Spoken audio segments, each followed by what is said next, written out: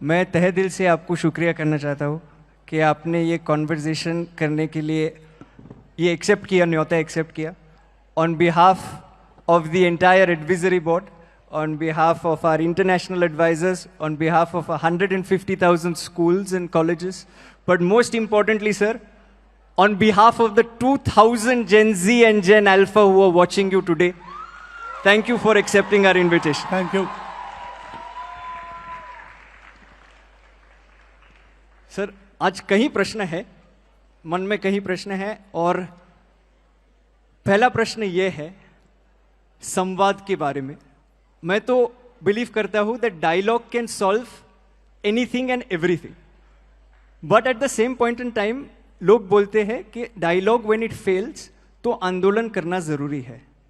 और अभी हम लोग ने देखा थोड़े दिन पहले कि एक आंदोलन हुआ था। एंड लोकतंत्र में मैं ये मानता हूं कि the two things are important, one is dialogue, second is आंदोलन। The idea is that आंदोलन only happens when dialogue fails। तो कई लोग ऐसे बोलते हैं और कई लोगों का मानना है कि भारत सरकार ने यदि पहले ही डायलॉग कर लिया होता, पहले ही जेन जी से बात कर ली होती, तो देन आंदोलन करने की आवश्यकता नहीं होती। तो इस पे आपका क्या राय है, एक? और दूसरा कि आंदोलन करना खराब है क्या? ये दो प्रश्न है स्टार्ट में सर। आंदोलन भी एक डायलॉग का तरीका है। हम यहां बैठ के बात कर रहे हैं, इसमें समझ में आ गया ठीक है, नहीं तो हमारा डिबेट चलेगा। आप किसी कठिनाई में हो या मैं किसी कठिनाई में हूं, सुलझाना आपके हाथ में है, मेरे हाथ में, और नहीं हो रहा है तो मैं चिल्लाऊंगा, मैं आपको वहां से लेके आऊंगा, ये पहले करो, अर्जेंट है, ऐसा कहूंगा। डेमोक्रेसी में प्रोटेस्ट भी कॉन्सेंसस बनाने का एक तरीका है। Lot of views come together and a consensus is evolved after discussion. That discussion may happen through dialogue. Due to various reasons, if that thing is not heard, agitation पर जा सकते हैं। लेकिन ये सब करना है to evolve the consensus, not to create divisions. अब जेनजी की बात है तो अभी जो हुआ है, ग्रीवेंस तो जेन्युइन है। भारत की शिक्षा में बहुत कुछ करने की आवश्यकता है, नहीं हो रहा है, इसलिए बात होती है। तो डायलॉग होना चाहिए। डायलॉग के बाद नहीं होता तो क्या करना, बात की बात है। और मेरा अनुभव ऐसा है जेनजी के बारे में, हम लोग जेनजी की आयु में थे तो हमारी पीढ़ी का स्वभाव ऐसा था कि बड़े जो कहते थे वो मान लेते थे, हम क्वेश्चन नहीं करते थे। तो उस समय की परिस्थिति। अभी जेन जी, वो जेन अल्फा, वो प्रश्न पूछते हैं, उनको लॉजिकल आंसर चाहिए, करेक्ट, और इसके साथ प्यार चाहिए। प्यार है तो ये आंसर दे सकते हैं। आपका मेरा परिचय नहीं, आपस में कोई संबंध नहीं, और आपने प्रश्न पूछा तो मैं पूछूंगा, तुम कौन होते हो पूछने वाले, ऐसा होगा। लेकिन हम जानते हैं एक दूसरे को, आपस में कुछ संबंध है, तो आपने पूछा तो मैं जवाब दूंगा। तो ये बातें होनी चाहिए। डेमोक्रेसी में ये तरीका है। अंग्रेजी में डिबेट कहते हैं, लेकिन हमारे यहां शब्द है शास्त्रार्थ। उसमें वाद और प्रतिवाद नहीं होता है, उसमें पूर्व पक्ष उत्तर पक्ष होता है। तो हम सब पहलुओं को देखते हैं और हर एक का अपना अपना देखने का नजरिया है, तो एक नया डायमेंशन ध्यान में आता है हर सब्जेक्ट का। तो we get so many opinions, even contrary opinions, that together form the total view of the truth. तो ये होना ही चाहिए। तो जेन जी ने आंदोलन नहीं करना चाहिए वगैरह, ऐसा मैं करूंगा नहीं। लेकिन कैसे करना, क्या करना डेमोक्रेसी में, इसके तरीके भी बताए हैं। अब कॉन्स्टिट्यूशन हमको जिन्होंने दिया, डॉक्टर बाबा साहब आम्बेडकर का, अगर 2 स्पीचेस हमने पढ़ लिए तो ये कैसे करना, क्या करना, उसका उसमें इंडिकेशन है, वो देखना चाहिए। और हम लोगों को भी ऐसा देखना चाहिए कि अगर जैन जी चिल्ला रही है तो विरोध के लिए नहीं चिल्ला रही, कुछ तकलीफ है इसलिए चिल्ला रही। बिल्कुल, उसको ठीक करना चाहिए। एजिटेशन जो होना है वो आपके खिलाफ या मेरे खिलाफ न होकर वो सिस्टम करेक्शन के लिए होना चाहिए, करेक्ट। तब सब ठीक रहता है। तो इसमें आप मानेंगे कि संवाद यदि पहले से ही शुरू हुआ होता तो ये बाद में विषय ज्यादा ऊपर जाता ही नहीं। जो नहीं होना चाहिए वो जब होता है तो कहीं ना कहीं इसमें चूक हो जाती, तभी होता है। किसकी है क्या है ये अलग बात है, लेकिन कमी तो रही है, ठीक हो जाएगी, करनी चाहिए, ऐसे मैं मानता हूँ। ठीक है। और इसमें थैंक यू उत्तर के लिए। पर इसमें आप जब आपने बोला कि प्रोटेस्ट पर्टिकुलर डायरेक्शन में करना चाहिए, पर्टिकुलर मैनर में करना चाहिए, अभी सर कई बार ऐसे भी लगता है कि प्रोटेस्ट पे हम निकल आए तो लोग हमें एंटी नेशनल बुला देंगे। हाँ, लोग हमें बोलेंगे saying that this people are agents of some country and so and so. तो सर नहीं, इसमें वो मैं कह रहा हूँ ना, इसमें मैं कह रहा हूँ हाँ कि जैन जी अगर एजिटेशन कर रही है तो एंटी नेशनल तो है नहीं, अपने लोग हैं, अपनी नेक्स्ट जनरेशन है। जी सर। इस अपनेपन से, डायलॉग का साथ मैंने बोला अपनापन चाहिए, संबंध चाहिए, वो हमारा संबंध है, उसका रिकॉग्निशन चाहिए, तब ये डायलॉग होता है। वहाँ की बात हमको समझ में आती है, हमारी बात वहाँ समझ में आती है, ये होता है, तो होना चाहिए। और जैन जी वगैरह ऐसी है ऐसा मैं तो बिल्कुल नहीं मानता। आप क्या मानते हैं? विदाउट इट कॉन्टेक्स्ट भी जब जब पूछा गया तब मैंने बताया, और आज भी मैंने आपके सामने बोला है कि मुझे लगता है कि ये जो नई पीढ़ी है जैन जी, जैन अल्फा, ये अभी जो हमारी एग्जिस्टिंग पीढ़ी है उससे ज्यादा ऑनेस्ट है। अरे वाह, बढ़िया है। और देशभक्ति और सेवा का ऑनेस्ट अपील उसमें चलता है।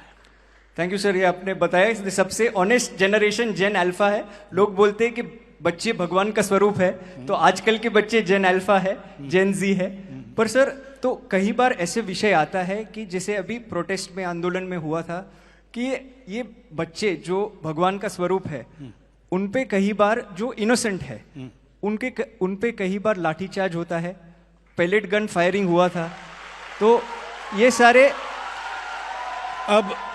सारे विषय के और एक बात, हाँ, आपका क्या मानना है ये होना चाहिए? ये जो बातें है ना जी, ये क्यों हुआ, क्या हुआ, इसके कारणों में जाना पड़ेगा, जिसके लिए जो जानकारी चाहिए मेरे पास नहीं है, आपके पास भी पूरी नहीं होगी ऐसा मुझे लगता है जी। लेकिन इसको देख के कहाँ गड़बड़ है ये तय करना पड़ेगा। मैं अभी ये नहीं कह सकता कि क्या हुआ, क्यों हुआ, क्योंकि सही गलत मुझे भी मालूम नहीं। आप भी पढ़कर बता रहे हैं, मैं भी पढ़कर बता रहा हूँ। आज सुबह मैं आ रहा था तो कुछ मॉड्यूल्स वगैरह इसमें घुस गए, उनका कुछ भंडाफोड़ वगैरह इसी न्यूज़ में पढ़ रहा था। वो कितनी सही है नहीं है मुझे मालूम नहीं, लेकिन मुझे अगर आंख मूंदकर विश्वास रखने के लिए कहा तो मैं जैन जी पर विश्वास रखूंगा। क्या बात है, वाह। अभी आपने एक चीज बताई जेन जी के बारे में कि आप वो ऑनेस्ट है, आप आंख बंद करके उन पे विश्वास करते हैं। और आपने एक बहुत महत्वपूर्ण बात बताई एजुकेशन के बारे में और शिक्षा के बारे में। ये संस्था में 300 अभी शिक्षक बैठे हैं, principals and owners of schools, they are also a part of this conversation sir. And therefore I wanted to ask you this sir कि 15 लाख स्कूल्स में अभी भी 1 लाख स्कूल्स है भारत में जहां हम लोगों के पास टॉयलेट्स की सुविधा बच्चियों के लिए नहीं है। तो sir guys let me finish the question. तो सर बेटी पढ़ाओ बेटी बचाओ अच्छा स्लोगन है, पर ये स्लोगन में बेटी पढ़ेगी कहाँ यदि उधर व्यवस्था ही नहीं है टॉयलेट की। तो सर ये एक दूसरा इसमें सर 15,000 स्कूल में अभी तक बेसिकली वाटर की फैसिलिटी नहीं है, पानी पीने की सुविधा नहीं है। तो सर शिक्षा, मैं मानता हूँ कई चीज़ हुई है शिक्षा में, बट शिक्षा में बहुत सारी चीज़ होनी चाहिए। और मेरे लिए तो ये नेशनल इमरजेंसी है, क्योंकि देश को यदि विकसित बनाना है तो शिक्षा ठीक करनी पड़ेगी। तो आप ये मानते हैं कि that the next generation to become stronger we should focus more on education, and if so what is the one education reform that you propose sir? पहली बात, एक से नहीं होगा, मैं 2-3 बताऊंगा। जी सर। पहला है कि शिक्षा ये कमर्शियल बिजनेस नहीं है जी। वो जीवन की नेसेसिटी है। इसलिए शिक्षा सर्वसुलभ हो, सबको मिले,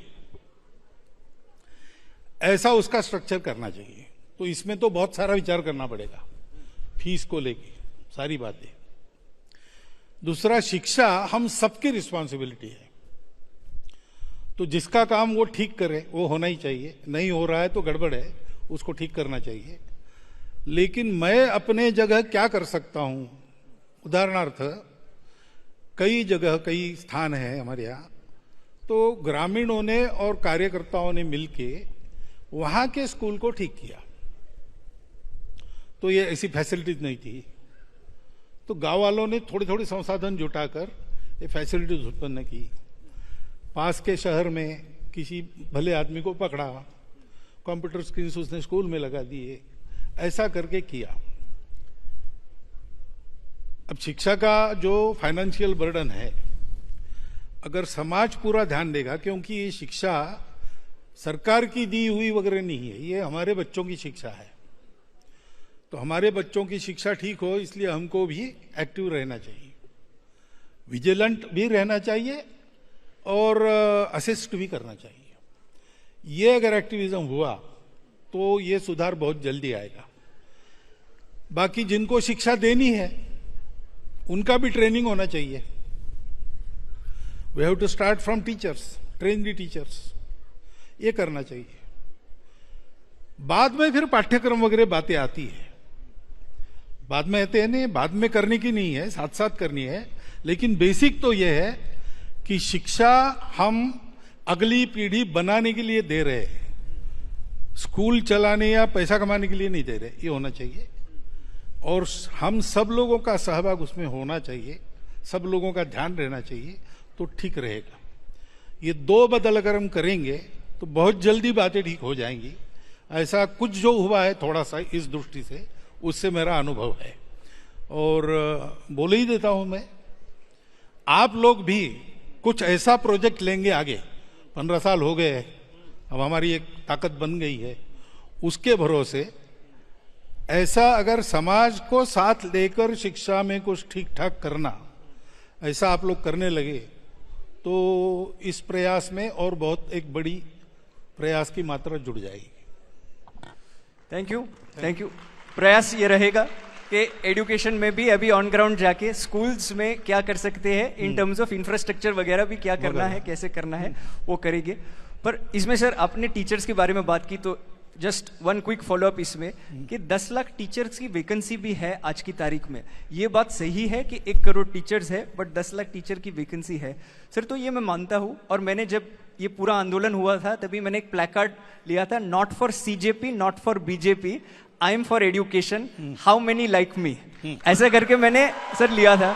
तो बस सर इसमें सुझाव हम लोग ने दिया था कि please form a committee of experts, and वो कमिटी ऑफ एक्सपर्ट्स बनाई गई जो ए पॉलिटिकल कमिटी है सर। पर 2024 में भी ऐसी कमिटी बनाई गई थी, राधाकृष्णन सर की कमिटी। ये कमिटीज बनाते रहते हैं हर सरकार सर, पर सर कोई सरकार ने 6% अब तक एजुकेशन को बजट नहीं दिया है। तो सर मैं आपके माध्यम से, बिकॉज नेशनल मीडिया आपके कारण हमें भी देख रही है, तो आपके माध्यम से do you think that the government should pay more attention to education sir? क्योंकि 6% बजट एलोकेशन की मांग तो पुरानी है और हम उसका समर्थन करते हैं। बढ़िया है, हम तो बढ़िया है। एजुकेशन वगैरह में जाने वाले लोग नहीं हैं, लेकिन ये मांग उचित है, ऐसा हमको लगता है, उस पर इम्प्लीमेंटेशन होना चाहिए। अब सरकार के द्वारा ठीक इम्प्लीमेंटेशन हो, इसके लिए क्या क्या करना चाहिए, केवल वो करने से नहीं होगा। क्योंकि ऐसा तो कभी किसी ने कहा नहीं कि सरकारी पूरी शिक्षा चलाए, तो हम सब मिलके तो चला सकते हैं। स्कूल चलाने का एक बहुत बड़ा प्रयास हमारे कार्यकर्ता भी विद्या भारती संगठन के माध्यम से कर रहे हैं, तो 23,000 अच्छे स्कूल चलते हैं बहुत प्रांतों में, उसका एक प्रेस्टीज है। तो ये तो कोई बजट वगैरह के भरोसे नहीं हुआ है, अपने नई पीढ़ी के बारे में चिंता और उसके चलते प्रयास, इसी से हुआ है। मुझे लगता है ये स्पिरिट जगाने की आवश्यकता पहली है, बाकी सब अपने आप हो जाएगा। अगर ये हुआ तो जनता में एक मूड बनेगा और कोई सरकार या कोई पॉलिटिशियन जनता को इग्नोर नहीं कर सकता, तो बिना आंदोलन के भी ये हो जाएगा। बिना आंदोलन के भी ये हो जाएगा और 6% बजट मिल जाएगा। अरे वाह, ये सुन के बहुत अच्छा लगा। हाँ। And I am sure that this is something that everybody resonates with who believes truly in the cause of education. Yes. Thank you. पर सर, एजुकेशन के अलावा जेन जी और जेन अल्फा को बहुत अनेक अन्य चीज इन्फ्लुएंस करती है। उसमें से एक बड़ी चीज जो मैं मानता हूं, जो आंदोलन में भी देखा गया, वो है सोशल मीडिया। इंस्टाग्राम के वीडियोस बहुत प्रभावित करते हैं। अभी इंस्टाग्राम पे सर ऐसा ही है, एल्गोरिथम जैसे चलते हैं, तो मतलब आप प्राइम मिनिस्टर मोदी के वीडियो लाइक कर लो तो आपको एक ही तरीके की विचारधारा मिलेगी, आप राहुल जी की वीडियो लाइक कर लो तो दूसरी तरीके की विचारधारा मिलेगी। तो इसमें जो बच्चों का जो हो रहा है, they are becoming more and more polarised. तो सोशल मीडिया पे जो रील मॉडल्स भी है, तो एक तो ये पोलराइजेशन का विषय है, और दूसरा है सर, जब मैं क्रिकेट देखता था तभी मेरा रोल मॉडल राहुल द्रविड़ था। तो वो सर 100 बॉल में 1 रन बनाता था, सब लोग ताली बजाते थे। सर अभी जनरेशन बदल गया है, इंस्टेंट ग्रेटिफिकेशन का जनरेशन है। वो लोग को लाइक तुरंत चाहिए, वो लोग को चीज तुरंत चाहिए, क्योंकि वो लोग के जो रील मॉडल्स है जो इंस्टाग्राम पे दिखते हैं वो वैसे है। तो हम लोग दोष ठहराते हैं जेन जी को जब भी कुछ गलत बोलते हैं वगैरह एटसेट्रा एटसेट्रा, जो वो बोलना नहीं चाहिए। पर eight the same point in time social media और समाज का भी इसमें बहुत बड़ा योगदान है। तो how should India tackle social media? अन्य देशों ने तो बैन कर दिया below the age of 16, Australia है, फिनलैंड है वगैरह। तो बैन करना चाहिए या दूसरा कुछ तरीके से उपयोग करना चाहिए इसका? आपके प्रश्न में ही उत्तर है। नियम बनाना, डिसिप्लिन बनाना ये ठीक है, लेकिन ये तब यशस्वी होता है जब एटीट्यूड बदले। तो कानून तो बहुत बने हैं, उनका क्या हो रहा है? तो समाज माने तब कानून चलता है। तो आपने बताया कि रोल मॉडल वैसे है, रोल मॉडल तो पहले पीढ़ी के, वो वैसे है, तो रोल मॉडल को बदलना पड़ेगा अपने आप को, है ना? हम एक, जैसे सोशल मीडिया पर एक मैं इकॉन हूं, तो मुझे ये एहसास चाहिए कि मेरे कारण 10 लाख लोग अनुकरण करते हैं मैं जो करता हूं उसका। तो मेरी रिस्पॉन्सिबिलिटी हो गई कि 10 लाख लोग मेरे पीछे चल के गड्ढे में न जाए, इतना तो मुझे देखना है। ये विवेक चाहिए। सोशल मीडिया में अभी तो टेक्नोलॉजी ऐसी है कि मेरे आपके चित्र बना पर भी हमारे मुंह में शब्द डालकर आवाज सहित सब बातें वैसी ही करके दिखा सकते, फेक वीडियोस वगैरह आते हैं। तो ये जानने के बाद सोशल मीडिया का उपयोग करते समय ऑथेंटिक सोर्स से वेरिफिकेशन किए बिना विश्वास नहीं रखना, ये देखना चाहिए। तो कुछ डिसिप्लिन हमको, self impose discipline about the media, ये करनी पड़ेगी। जैन जी वगैरह उनमें ये विवेक उत्पन्न हो क्या करना कैसे करना, ऐसा उसके पहले की जनरेशन हम लोगों को रहना पड़ेगा। उसके बाद अगर ये डिसिप्लिन वगैरह लागू होती है तो काम करेगी, नहीं तो फिर किसी बात को बैन करो आप तो 2 नंबर के मार्केट में चली जाती है और ज्यादा जोर से चलती है। ये नहीं होना चाहिए। इसलिए इसका उत्तर देना है तो पूरे समाज को ऐसा उत्तर देना पड़ेगा, सरकार सहित, तभी ये काम होगा। सर अभी परंपरा, प्रतिष्ठा और अनुशासन, वो डायलॉग जो था अभी इंस्टाग्राम का मीम बन गया, जैसे मतलब वो पोस्टर बन गया, पर ये पोस्टर से निकल के एक्चुअल में परंपरा सेम रहनी चाहिए। एंड ये आपने जो बताया दैट सही रोल मॉडल्स चुनने चाहिए। पर इसमें एक चीज है जो ज़्यादा हेट करता है, ज़्यादा वायलेंस करता है, तो उनको ज़्यादा व्यूज़ मिलते हैं, उनको ज़्यादा लाइक्स मिलते हैं। आज शायद से राहुल द्रविड़ को T20 टीम में मौका भी ना मिले। तो ज़माना थोड़ा बदल गया है, तो इसमें नए रोल मॉडल्स को सामने कैसे लाए? अब ये थोड़ा कॉन्ट्रास्ट है ना, we don't believe in violence, ऐसा भी हम कहते हैं ना, वही यानी जैन जी वगैरह वगैरह सब, they don't subscribe to violence, then why they believe in the role models which are violent? ये हमको विचार करना पड़ेगा। So we have to decide मेरा पर्पस क्या है, मेरा क्या है, उसके अनुसार हमको विचार करना पड़ेगा। तो वहां एक बात, यहां एक बात, ऐसा तो नहीं चलेगा। दूसरा विषय इसमें, it is India's international movement to unite nations. यहाँ पहले रोमे और अन्य देशों से कई एम्बेसडर्स, कई व्यक्ति आए हैं, स्टूडेंट्स भी जुड़े हैं। तो मेरा प्रश्न ये है कि हमारे बाजू में दो देश है जो हमारे खास मित्र है, पाकिस्तान और चीन, और ये दो देशों हमारे साथ काफ़ी बार लड़ाई होती रहती है। जब लड़ाई होती है तभी भारत में विचार ऐसा आता है कि we should not talk to them, that because they are fighting against us. What is your take on civil to civil, civilian to civilian ties in the times of conflict and even otherwise? Should they continue, and if so how? In the times of conflict, we have to go with whatever our government military does. But that should not sever the ties which are already there. You have given two examples, Pakistan and China. China, people say that for 2000 years, Bharat has given us some values. And Pakistan was Bharat, not more, less than 100 years before. This should not be forgotten. These ties cannot be severed. They can put at hold till conflict is there. But what is the solution? Bharat solution. Bharatiya solution is not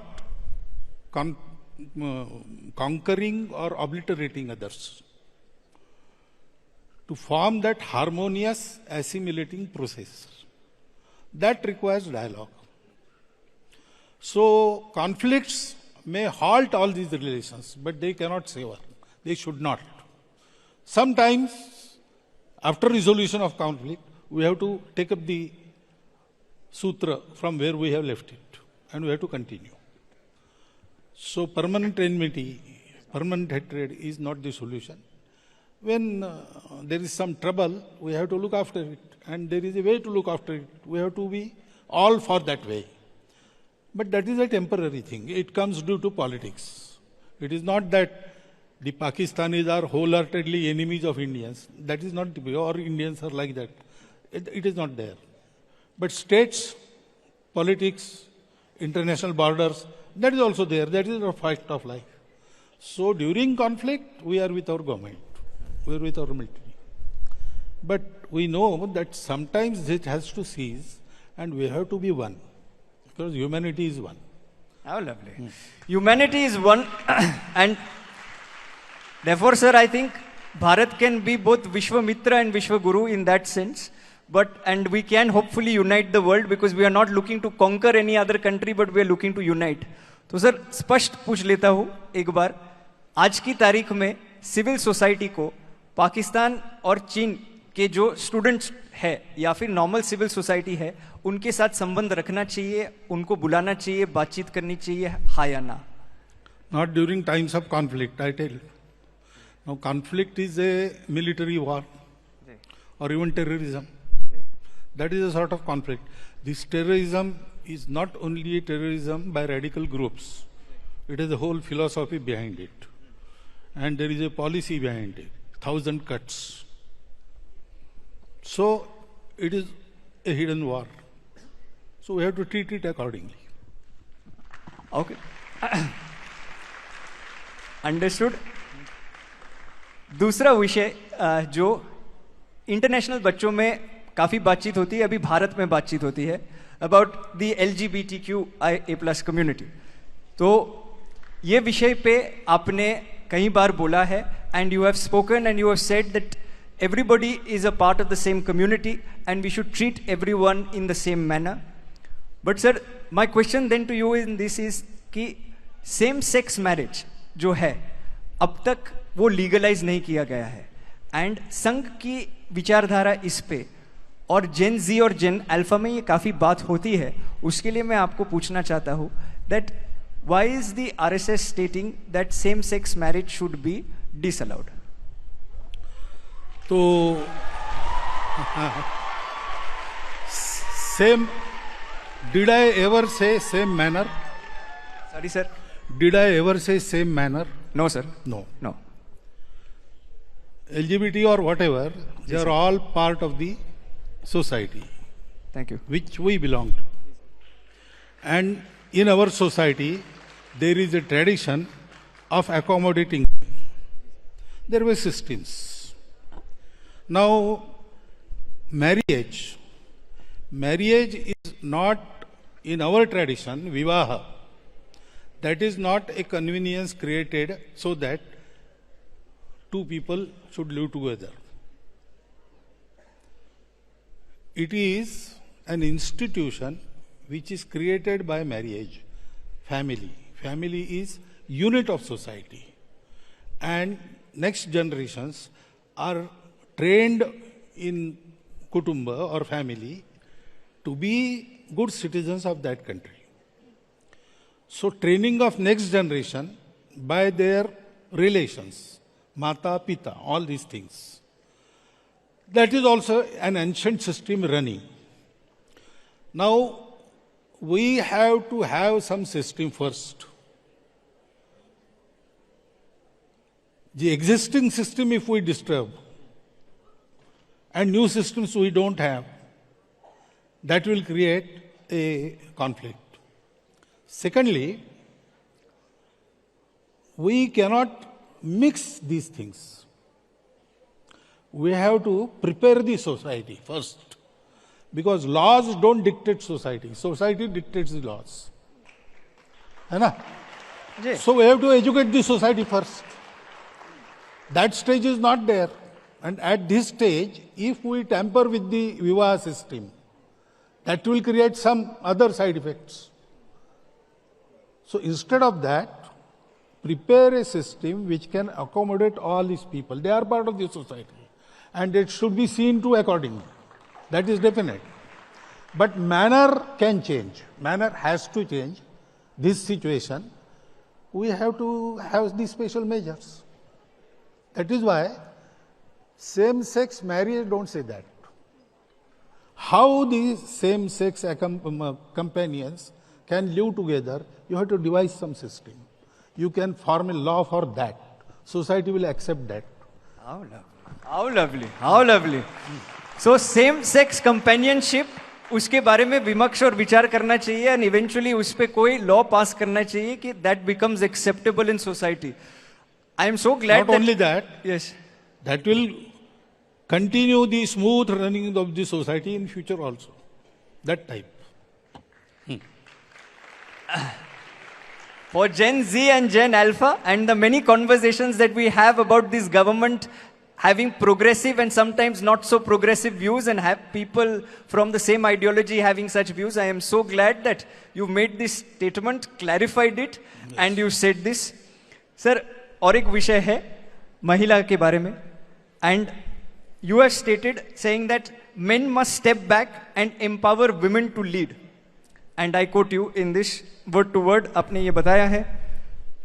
According to you, what is the role of Indian women in society today? Role of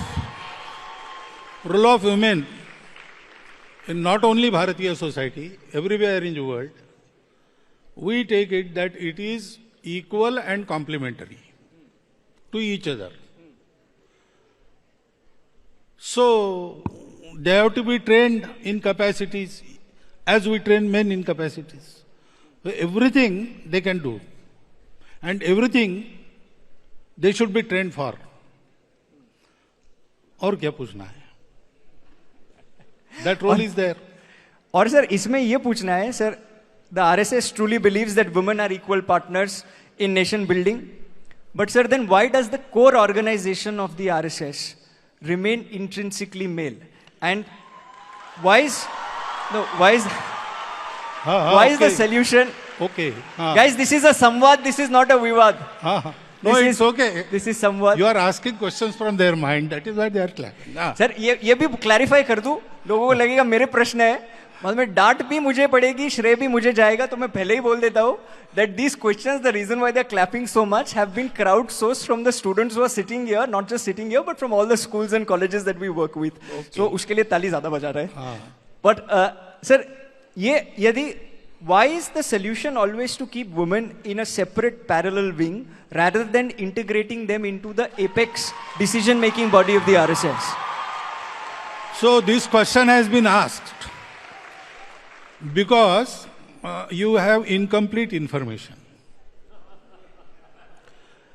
In all the organizations that Swayamsevaks are running, women are shouldering responsibilities with men in equal capacities. Except RSS, there is a reason. When RSS started, if we had started the organization in women also, we wouldn't have thrived. That times were like this. This question would not have been asked at that time, because it was very natural to form separate organizations of women. Secondly, the organization that were formed by women for the same purpose, Rashtra Sevika Samiti, it had and it has and it will have full support from RSS, even training. But they have told us that we will work here, you don't interfere. You work there, we will not interfere. We will help each other. That mandate, when they will withdraw, we will start doing work in women also. But in apex body of RSS, Akhil Bharatiya Pratinidhi Sabha, all the women working in the public field, they are also invited in the process of decision making. They are there for full 3 days. So this information you should have, then this question will not arise. So sometimes we need this kind of information from you. Yes. It is better that you give it than I That give is it. why you ask questions and I answer them. पर इसमें और एक चीज है sir, कि आपने यदि बोला, एंड जैसे लास्ट भी बोला था, उसमें मैंने वापस क्लैरिफाई कर दिया था अबाउट LGBTQ. यदि if the women's wing of the RSS says that we don't need a women's wing anymore, then we will see one cohesive cohort that is between the RSS, that is the men and the women and everybody else equally and a part of the organization. It is not a wing, it is separate autonomous organization. Right. If they say Right. that okay, now RSS should also work, so we will start working in women. Okay. Okay. Sir, second last question मेरे ओर से. एक विषय है which is complementary to education. Education के बाद 24 की आयु के बाद स्टूडेंट्स एसेंशियली 21 के बाद दे लुक फॉर जॉब्स. भारत में there are 1.6 billion people now and there are 40 crore who are gen Z sir. तो इसमें जाहिर सी बात है दैट इतने सारे यूथ के लिए जॉब्स एक साथ क्रिएट करना, it is a difficult task. But at the same point in time it is also true that there is a 16% youth unemployment that is there in our country, sir. It is also true, sir, that young people are not finding jobs of their choice. It is true that there is an all-time income gap between the rich and the poor. Last time such kind of inequality happened was in 1922, where the top 1% now holds 40% of our national income, sir. तो sir, unemployment में भी काफी चर्चा होती है. What is your take on unemployment and what should Samaj do and what should Sarkar do about this? Now, एक mindset हमको बदलना चाहिए. Employment is not only jobs. It is also entrepreneurship. It is also skilled work. लेकिन unfortunately अभी क्या है, समाज में माइंडसेट ऐसा है कि हाथ से जो काम करता है उसको प्रतिष्ठा नहीं है। अब 4 लाख रुपया मेरे पास है, 4 लाख रुपए का चावल गेहूं किसान के पास है। मैं और वो किसान किसी ऑफिस में गए एक साथ, मेरे 4 लाख खाने से पेट नहीं भरता, उसका गेहूं चावल खा के मैं पेट भरता हूं, लेकिन मेरी इज्जत ज्यादा है, मेरे पास कैश है। उसके पास कैश जिसके लिए वो है उसकी इज्जत नहीं है। ये हमको, इसको कहते श्रम प्रतिष्ठा, dignity of labour. We have to regain that. वो नहीं है, और इसलिए everybody runs after some service job, preferably government service, preferably in his own district, preferably near his home, office should be there. And everybody rushes at the same door and no one gets in. While there are fields where his workers are not available. I also see what we call menial jobs. Doing that people have earned wealth. There are buildings, पान वाला, puncture वाला, ऐसे लोग। एक बच्चा 8वीं में पढ़ाई छोड़ के होटल में काम कर रहा था। एक यूनिवर्सिटी के रजिस्ट्रार ने उसको पूछा, उसने कहा मुझे पढ़ना नहीं है लेकिन कमाना है, तो क्या करना चाहते हो? पान ठेला। तो उसने पान ठेला चलाया। वो उस समय 8वीं में था, अब तो जवान हो गया, शादी, लड़के बच्चे हो गए। 29 लाख की प्रॉपर्टी है उसकी, पान ठेला चलाते हुए। That registrar trained him for 1 year to run a paan thela. ऐसे है, ऐसी एक उदाहरण, उस रजिस्ट्रार ने 400 लोगों को तैयार किया है। He is in Maharashtra. ऐसे बहुत उदाहरण है सर्वत्र। तो एंटरप्रेन्योरशिप चाहिए, श्रम प्रतिष्ठा चाहिए। सब लोग जॉब्स में ही जाएंगे, गवर्नमेंट जॉब में ही जाएंगे, ऐसा नहीं है। अच्छा लाइफ इससे मिल सकता है, लग्जरियस लाइफ मिलेगा इसकी गारंटी नहीं है। अब हमको ऐसा चाहिए, आराम से चाहिए, परिश्रम नहीं चाहिए, ऐसा अगर हम सोचेंगे तो ये तो ऐसा होगा कि स्वर्ग में जगह चाहिए, अमृत पान चाहिए, रोज ये चाहिए और परिश्रम कुछ न करना पड़े। तो वो सपने तो सबके सफल नहीं होते। लेकिन अनएम्प्लॉयमेंट जा सकती है अगर हमने जॉब को ऊपर नीचे देखना छोड़ दिया। और हमने छोड़ दिया है ने, मैं जॉब के लिए प्रयास कर रहा हूं, मेरी सवाल नहीं है, सोसाइटी ने छोड़ना चाहिए। जो कमा रहा है उसकी प्रतिष्ठा है। हाथ से कमा रहा हो, जॉब में कमाता हो, सरकारी नौकरी में हो, प्राइवेट नौकरी में हो, अपना उद्योग चलाता हो, कुछ भी चलाता हो, एजुकेशन में इसकी तैयारी चाहिए। अब बढ़िया आपने बताया ये, पर रिजर्वेशन, ये एजुकेशन में और एम्प्लॉयमेंट में एक मुद्दा मेन है जो है रिजर्वेशन सर। और रिजर्वेशन जब से चालू हुआ है, it is important to get reservation till the last person, because the ones who do not get opportunities deserve the reservation. But शायद से अंबेडकर जी ने भी नहीं सोचा होगा कि रिजर्वेशन अब तक कंटिन्यू हो रहा है। I am just following up on that, क्योंकि आपने ये बोला है। तो for general population sir, the thing is sir, reservation बढ़ता जा रहा है, एक राजनीतिक विषय बन गया है। एंड एक्चुअली जो टॉप 1% ऑफ SC ST है sir, they have become the creamy layer, जैसे OBC में हुआ है। और सर वो ही सारे रिजर्वेशन ले लेते हैं। तो जनरल कैटेगरी के बच्चे जैसे मैं हूँ सर, मेरिट में अच्छा था, इतना अच्छा भी नहीं था पर मेरिट में अच्छा था, पर सर कट ऑफ लिस्ट में मेरा नाम लास्ट आया। तो सर मैं खाली इतना पूछना चाहता हूँ कि reservation according to you, do you think it should be lifelong, or do you think now it is perhaps time in order to curtail reservation and bring it back both in employment and education, sir? I will not answer you directly. I will ask you to go to what Dr. Babasaheb Ambedkar thought about reservation. If honestly we follow his advice, then there is no problem. Social कारणों से reservation है, social discrimination जब तक है reservation चलेगा। जिनको मिल गया और जिनका ठीक हो गया, उतना लार्ज हार्टेड चाहिए, उन्होंने दे देना चाहिए। और अगर ये ठीक से होता है तो वहां ऐसे स्वर भी उठ रहे हैं जहां रिजर्वेशन मिलता है, वो अब ऐसा थोड़े है लेकिन कहना शुरू हो गया है कि अब हमने ले लिया, हमारा ठीक हो गया, अब दूसरे को दे दो। कैटेगराइजेशन की मांग कुछ प्रांतों में हो गई, अभी सुप्रीम कोर्ट ने भी कह दिया। ये क्यों हुआ? इसलिए कि सबको मिलना चाहिए। तो there is a stream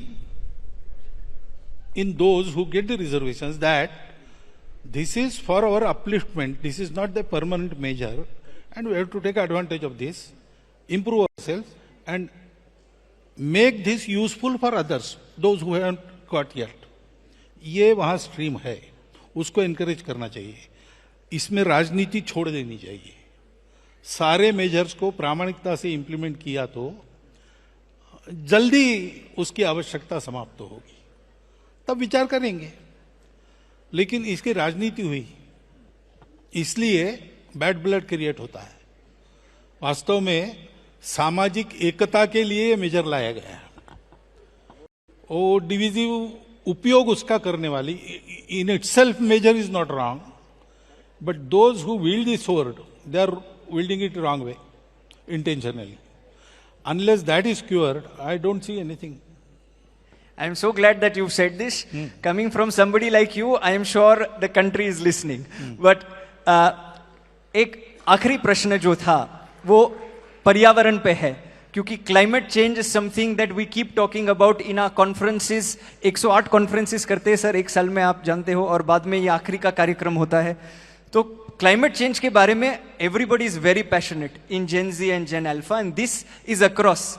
Mumbai में भी है, मदुरई में भी है, ये छोटे शहर में है, छोटे बड़े शहर में सेम समस्या है।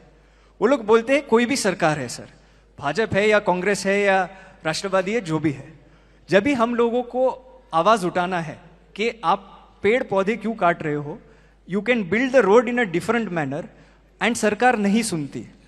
तो सर क्या करना चाहिए? क्योंकि हमारी आयु अभी जो बैठे हैं, तो हमारी आयु है 15, 16, 17, 18, 19।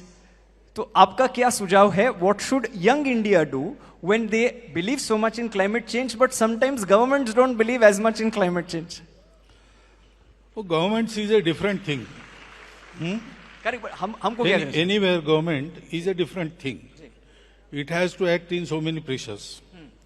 Secondly, the available model of development is itself unsustainable.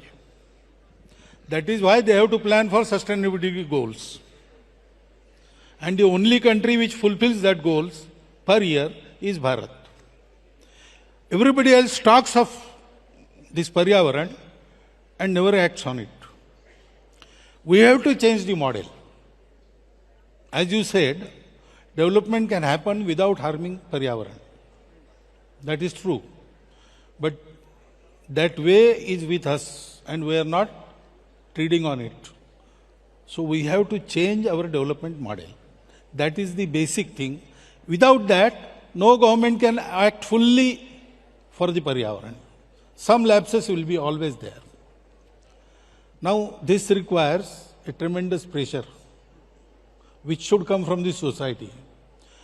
If society has to create the pressure, society has to act on Paryavaran. So, possible successful way, I see that we should start from our own home with small things. जैसे एक programme अब हम लेके जा रहे हैं समाज में, पानी बचाओ, प्लास्टिक हटाओ, पेड़ लगाओ। सो अपने घर में इलेक्ट्रिसिटी, अपने घर में पानी। अभी बहुत सी जगह आदत है खिड़की दरवाजे बंद कर लेना और लाइट लगाना। फिजिक्स का क्लास चल रहा था तो ठंडी हवा आने लगी, इसलिए सब खिड़कियां बंद की, और अब गर्म होने लगा इसलिए पंखे चलाए। तो प्रोफेसर ने कहा दिस इज कॉल्ड सिविलाइजेशन। ऐसा हम कर रहे हैं। हम अगर अपने घर से शुरू करते हैं कि शावर के नीचे कितने देर रहना, 45 मिनट, 1 घंटा लोग रहते हैं, 15 मिनट में पूरा काम हो सकता है। स्नान के लिए पानी कितना चाहिए, तो जो एक्सट्रीम पर्यावरणवादी है उन्होंने डेमोन्स्ट्रेशन करके हाफ ए बकेट साबुन वाबुन लगा के सब, लेकिन ठीक है 1 बकेट 2 बकेट बहुत हो गया। इलेक्ट्रिसिटी का कैसा होता है, अनावश्यक लाइट कितनी होती है शादी ब्याहों में, कितना एक्स्ट्रा वैगेंजा होता है। ये सारी बातें हम करते हैं, एक तरफ वो करते हैं, दूसरी तरफ ये करते हैं, और इसलिए क्या होता है कि हमारे कहने का प्रभाव नहीं होता है। तो इसलिए we have to start from our home, तो अवेयरनेस होगा। अभी अवेयरनेस बहुत अच्छा आ गया है और बढ़ना चाहिए। इसके बाद समाज प्रेशराइज करेगा। नहीं तो क्या होता है कि पेड़ नहीं कटने चाहिए, पहाड़ नहीं धंसने चाहिए, इसलिए प्रोजेक्ट बंद करो, ऐसा कहने के बाद एम्प्लॉयमेंट के लिए जनता उसके विरोध में खड़ी हो जाती है। अब दोनों चाहिए, एम्प्लॉयमेंट चाहिए, डेवलपमेंट चाहिए, पर्यावरण भी चाहिए। तो फिर हमको मॉडल बदल के काम करना पड़ेगा। अगेन मॉडल बदलना है तो दुनिया के उल्टा जाना पड़ेगा।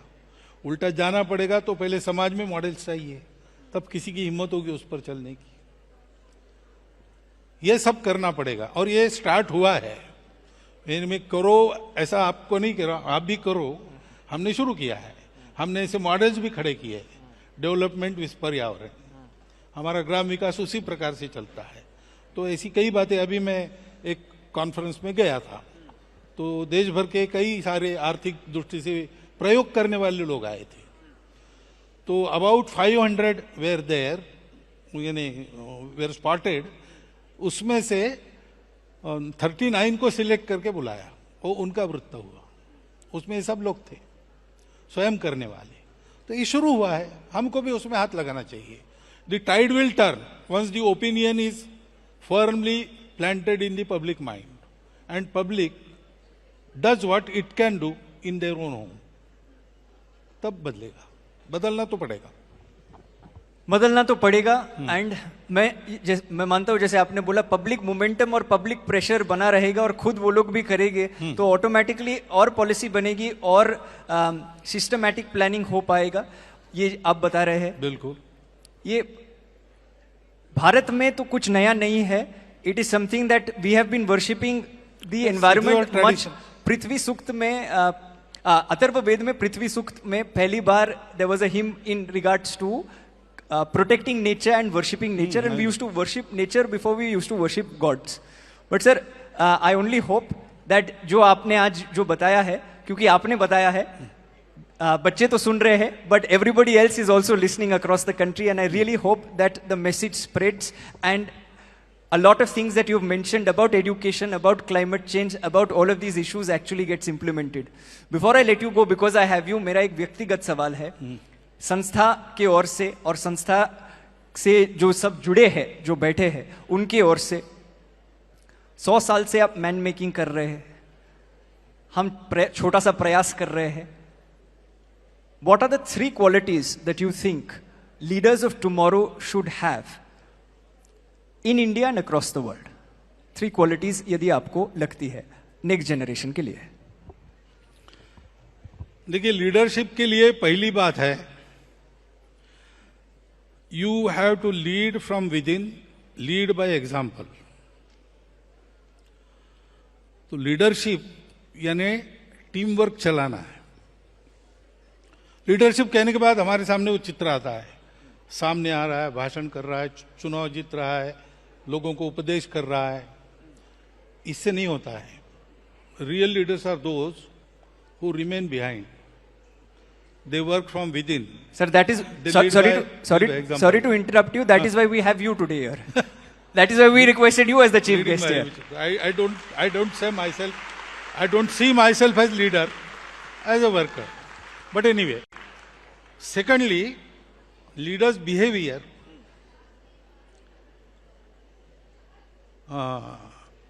There are 5 qualities. जी। शास्त्रे त्यागी, पात्रे त्यागी, रणे रागी, भागी परिजनैः सह. So he knows all the things and he appreciates qualities. Patre tyagi, gune ragi, appreciate the qualities. He shares, bhagi parijanais, shares with all others. Whatever he gets, kirti, prasiddhi, success, material gains, he shares. Shastre bodha, he knows the science. Rane Yodha. If there is strife, he is a warrior. Prabhu Panchaguni Bhavet. These are the 5 qualities of the leaders. And thirdly, leadership is to lead people to light. Not only material, also spiritual. Leadership is to create leaders. It is not to lead myself only. My leadership should create leaders. These 3 things have to be kept in mind when we take the training of leadership. And I am very glad you are doing an excellent job for last 15 years. So, today I learned the expression. Today I learned the expression from you of what I am saying like this. Sir बस आप करिए साथ में करते clock it. अरे thank you sir, आपने समय बिताया हमारे साथ. थैंक यू कि आपने ये सारे उत्तर दिए. Guys before you clap something I must say, and you can get the house lights on. Sir मैं एक चीज आपके लिए बोलना चाहता हूँ.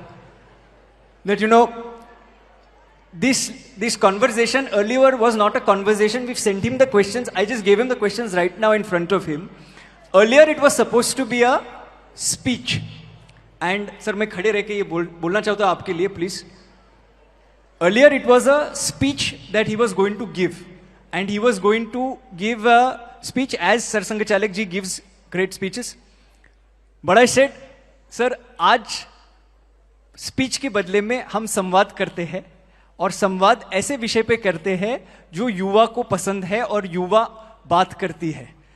Like education, like climate change, like LGBTQ+, like women empowerment, issues which are spoken about by our generation but sometimes don't find space in popular discourse.